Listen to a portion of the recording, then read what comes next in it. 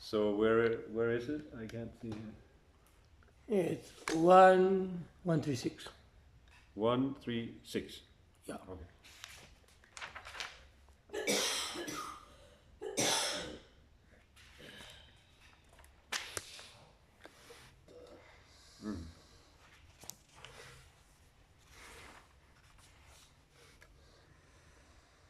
Sa eva prathamam devaha. Sa eva prathamam devaha. Can you see it? No. Turn it. You can hear it.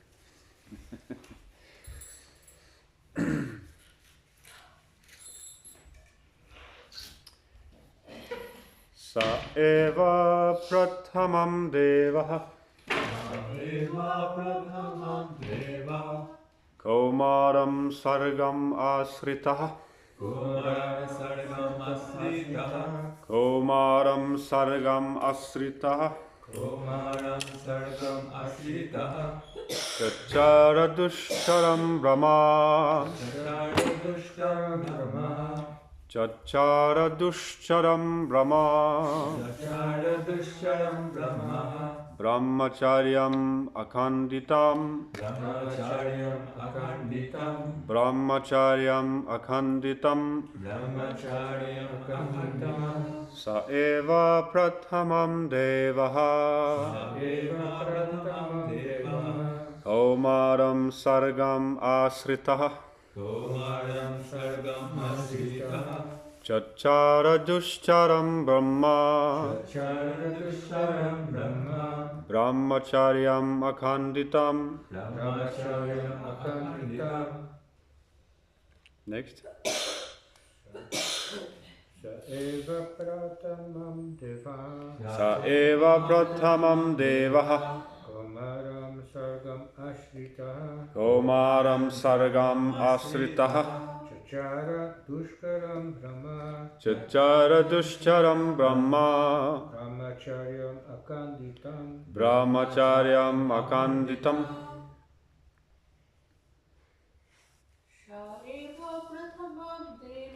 Sa eva prathamam devaha.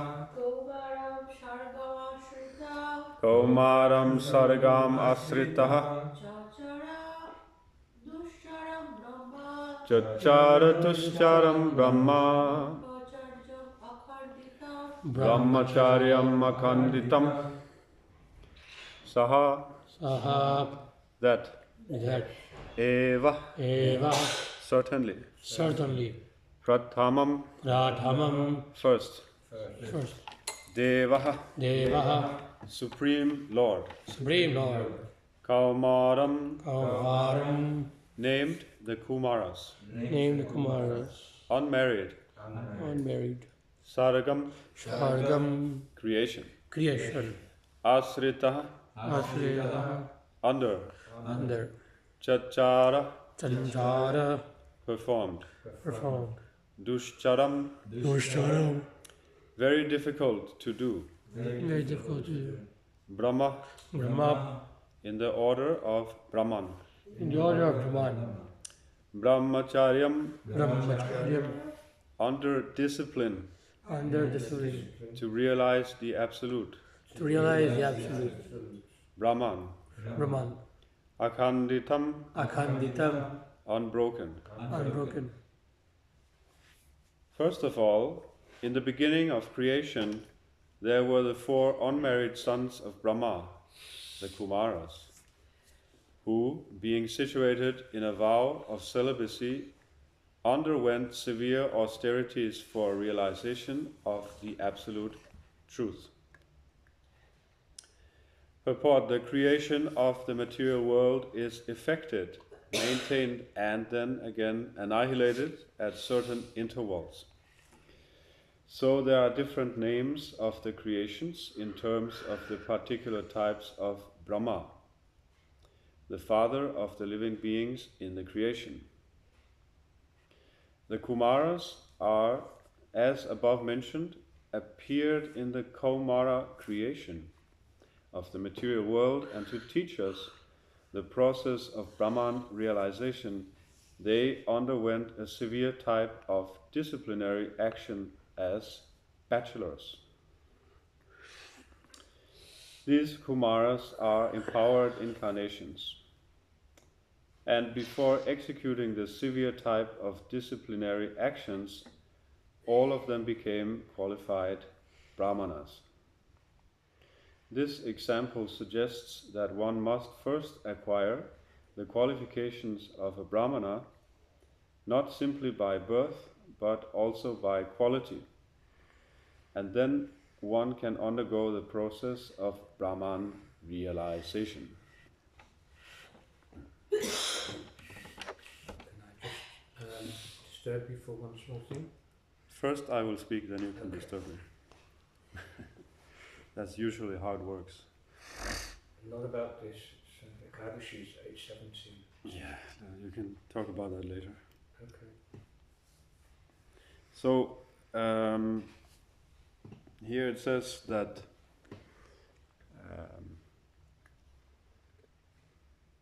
talking about discipline. So brahmacharyam is translated as it's translated as under discipline. So if you want to be a brahmacharya, you have to be under discipline. A little bit military discipline. Just like if you become a soldier, you have, especially in America, you have this guy who's shouting at you with this big hat. You know this type of person? Like a big, looks like a cowboy hat. What's it called? The sheriff. Huh? The sheriff. The It has sheriff some cowboy. name, the drill instructor or something. So, because they're going to war. So if you're in a war, you cannot be spaced out. Because you can die if you're not attentive. So in the same way, if you become a brahmachari, if you want to become a brahmachari, really brahmachari, you have to be under discipline because we are going to war against Maya. And it's a very severe war. It's a big battle. We maybe think that spiritual life is just peace and love, but it's a battle. It's a battle because we are not surrendered to Krishna. Even we may be interested in becoming Krishna's servant, but the mind is not surrendered. So there is an intermediate period where the mind, where we are divided. If we have decided that we want to be a servant of Krishna, first we have to decide that definitely, yes, Krishna, I want to be your servant. That has to be there. So let's say we have decided that, okay, Krishna, I'm yours, but my mind doesn't agree. So there's an intermediate period, we can say the tough period. And especially in that period, we need to have a guru who can give us discipline. We can't make it alone. Someone who can tell us when we are not doing what we are supposed to be doing. And then later, when we become more mature, then we are able to maintain the discipline, even though the guru is not holding our hand. Then we grow up, we become adults. That does not mean we reject our guru after that, but we can become more independent in our spiritual life. We are able to maintain our sadhana, and even though there are not many devotees surrounding us like here in the winter, we don't always have a lot of association here in New Mayapur in the winter. It's cold, it's difficult. We may not get enough sleep. So we have to persevere, we have to be determined, and it's a battle. And the battle, if I'm not going to leave you alone, the battle is with our own mind. And if we can win that battle, we will win the whole war against Maya. And the battle is going on in our japa time, especially. And what is the japa time? The japa time is a very simplified stage. Just like in a movie, you have a cast, and you have many actors. You see the texts rolling down, the producer, there's so many different people in the cast. But in the cast, when you're chanting your japa, there are only three things. It's you, your mind, and the holy name. Three things. It's very easy to, in one sense, to do what you're doing. There's only you and Krishna and your mind. So in the japa time, we can really win this battle because what is the activity that we are doing in the japa? The activity that we have to do over and over and over again. This is called practice. Krishna mentions in the Bhagavad Gita about practice. I don't remember the word in Sanskrit, but he says that one must certainly bring back the mind to the self. The mind should be all the time. You bring the mind back, bring the mind back, bring the mind back to the holy name. Then the mind wanders, you bring it back again and again and again. Don't let it go, wander off. If we let the mind wander off, then that will be namaparad, that will be offensive chanting. At least we have to be on the platform of trying to give up offenses. That means we have to pay attention to the holy name. And when we pay attention to the holy name pays attention to us. In other words, we show Krishna, yes, Krishna, I want to give you my time. I want to be with you only. Not with my phone, not talking at the same time with my friends, or wandering off in some dark corner. I'm sitting here, I'm chanting my japa, and that's the only thing I'm doing, nothing else. And not worrying about anything else. Oh, I'm worried about my future. Who will I marry? Or how can I get a job? Or how will my business succeed? So many things. Don't worry. Krishna says also in Bhagavad Gita, don't worry. You just surrender to me, give up all other dharmas, and I will take care of you. Everything will be okay. So we win that battle, we surrender to Krishna, we think about Krishna only, nothing else, and when the mind wanders, it will wander. The same activity is, you have to do the same activity every day, day in and day out. Bring the mind back to the holy name. Then, if you do that, then you will overcome the influence of the naughty mind, which is always harassing us, and the senses will also become controlled. So this is the process of controlling the mind, controlling the senses, and bringing it to the lotus feet of Krishna. And then we come to the platform of Namabhas. When the sun is just about to come up, you can see the light. You don't see the sun yet. Just like now, the sun has just started to come above the horizon. This is the meaning of Namabhas.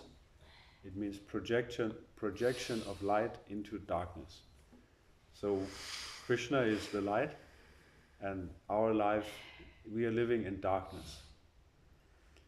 So we have to let Krishna project his light into our dark lives so that we can see ourselves, we can see Krishna and what is our relationship. And everything will become clear, and we will become happy, because we think that we can become happy in so many other ways. I will become the master, I will become the center, I am the best. We have to replace that idea with Krishna. Krishna is in the center, and because I am his servant and he is my best friend, then there's nothing to worry about, because Krishna is the Lord and at the same time he is my best friend, so it's the best persons to be friends with. So now you can ask questions or comments. That was very short. With what? That was not very long. I can see you're falling asleep. Go ahead. Yes. I only wanted to say that Ekadashi is very short today, between 8:17 and 8:40 or 8:50, and I have some grains with me, which I can take round. Lochan asked someone to do that this morning during class. Okay. Great. Any questions about philosophy?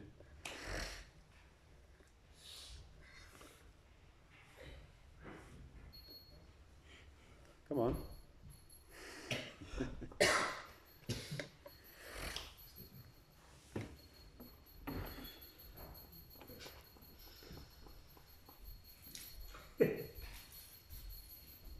Say something. Yeah, I just listening yoga, it's perfect.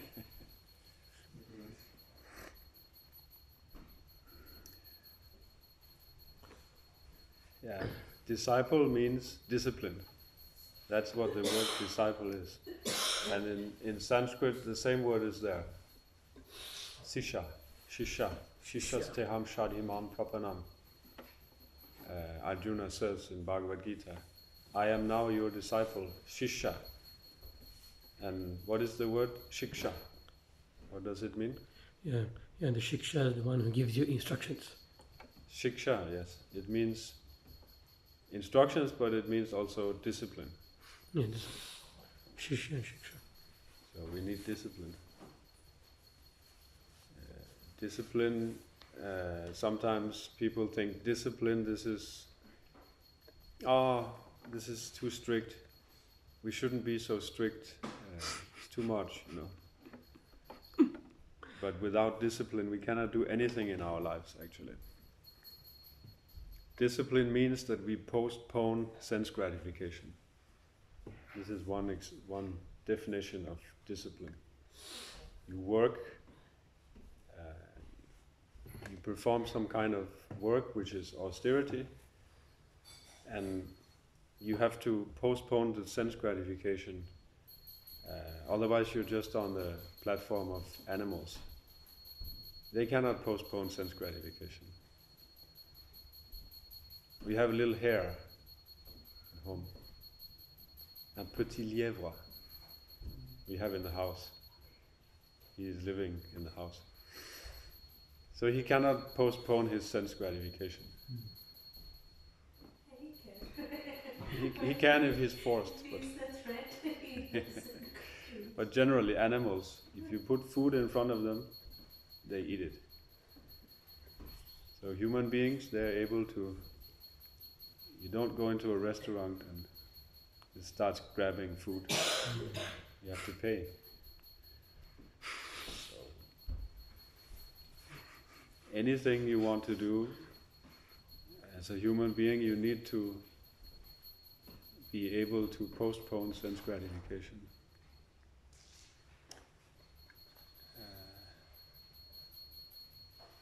Of course, we are not just on that platform that, yes, we go to work, and then in the weekends, then we can let our senses loose. Maybe to some extent for the Sunday feast. We can say that. We may eat more simple during the week, then on Sunday we can have a more elaborate feast. But still the feast is prasadam, so it's not Maya.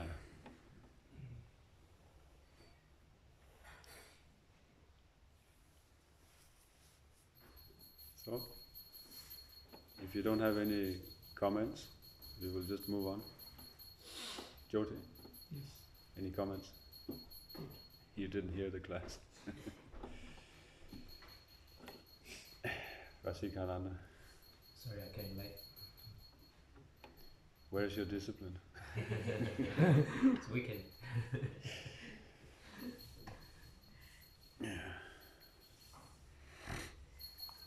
The mind doesn't like discipline. Sometimes becomes in your background.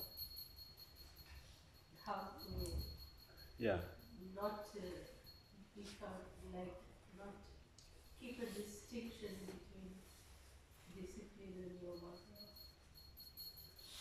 yeah. What is the goal of discipline? The goal is to remember Krishna.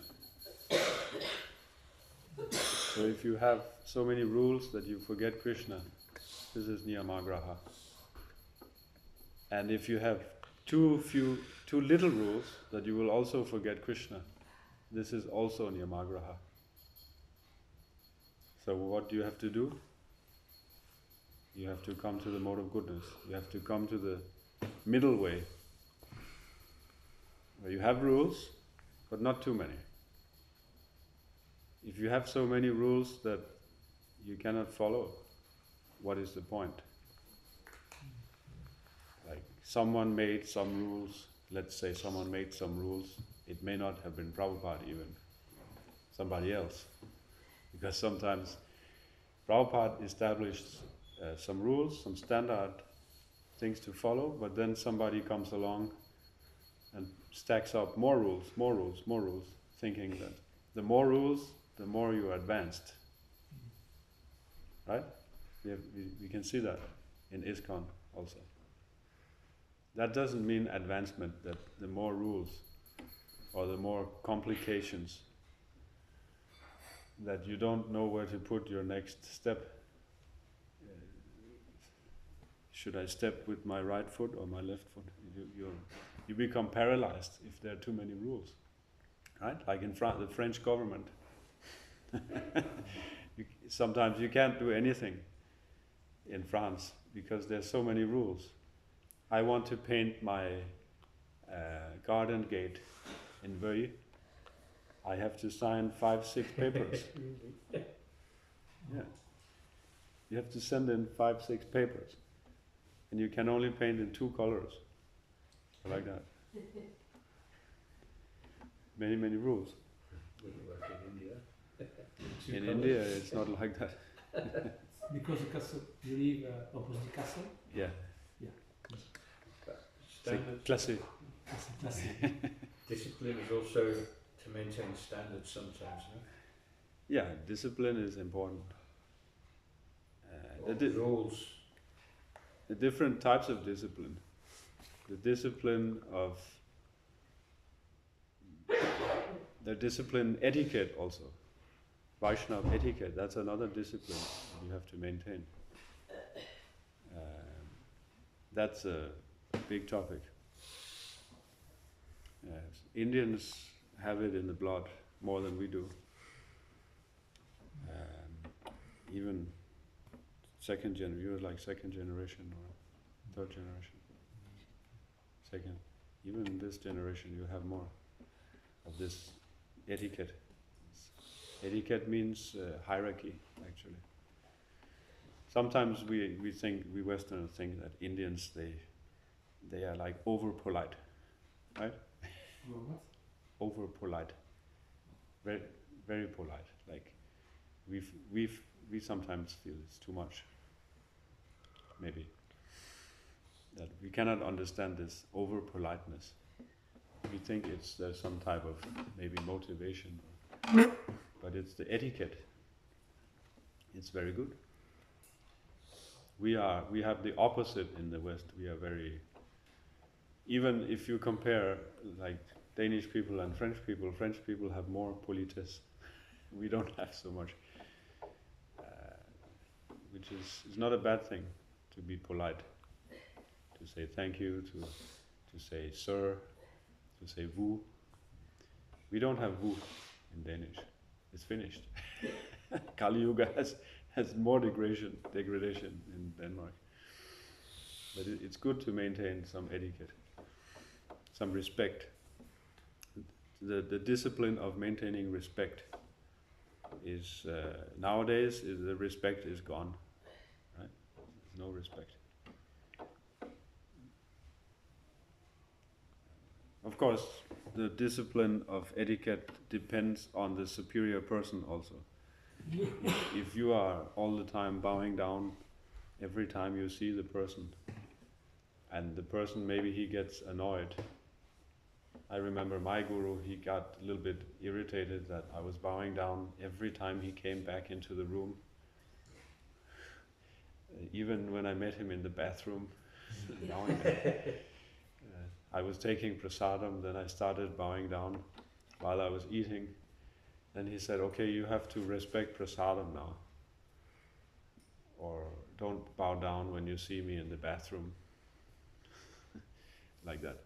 So it also depends on the superior, the superior person will dictate the relationship, you can say.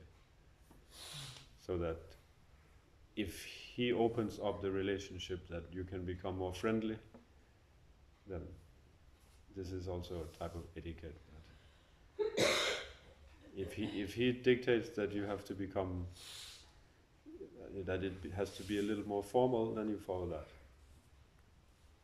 It's not that, for example, if I give an example, I think it was Mukunda, or I'm not sure, one of the early disciples, they received Prabhupada in the airport, I think in San Francisco.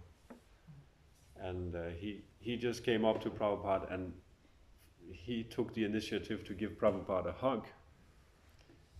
And he immediately realized, you don't do like that with Prabhupada. Prabhupada froze in my arms. Was it Mukunda? Do you remember? One of them.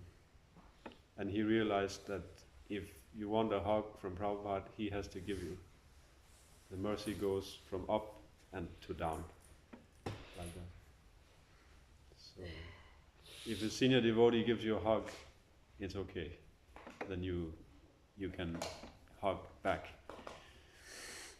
Like that. This is also a kind of discipline.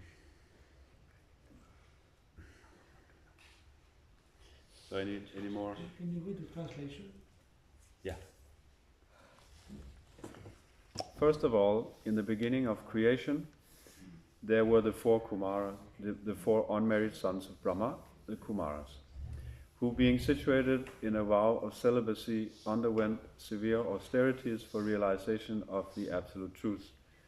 So this is the original brahmacharis, and they are undergoing severe discipline. Okay? Any comments? Gopal Swami? Any comments? No? So then we will end here. If there's nothing more to be said. Srimad Bhagavatam ki jai.